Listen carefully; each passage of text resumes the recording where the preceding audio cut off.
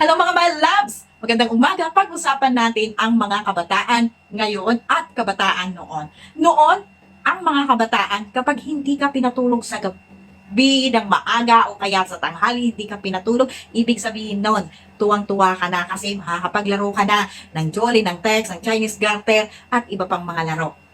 At syempre, noon, kapag inutusan ng matanda na magbunot ng buhok at bigyan lang ng 10 centavos, nagkakanda-agawan sila para lang magbunot ng buhok dahil sigurado meron na silang pambili ng Tex, pambili ng Jolin, pambili ng Dilimon at syempre tsokolate, honey.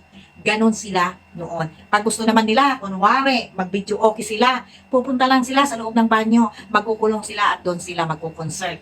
Kung hindi naman sila kontento, lalabas sila at haharap sila sa electric fan para mag-iko na ang kanilang boses.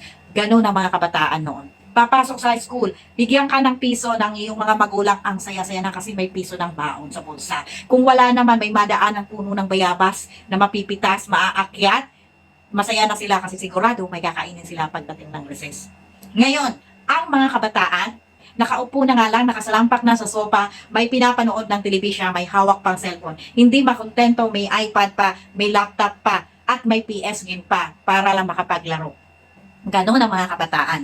Ngayon, pagdating naman sa baon, meron na nga silang tinapay, may hotdog na, kung numpleto na ng magulang, hihingi pa ito ng malaking halaga. Bakit? Bibili sila ng fast food pagdating ng tanghali. Doon sila kakain.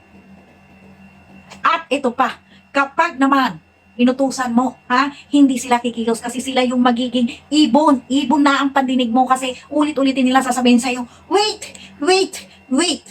Yun.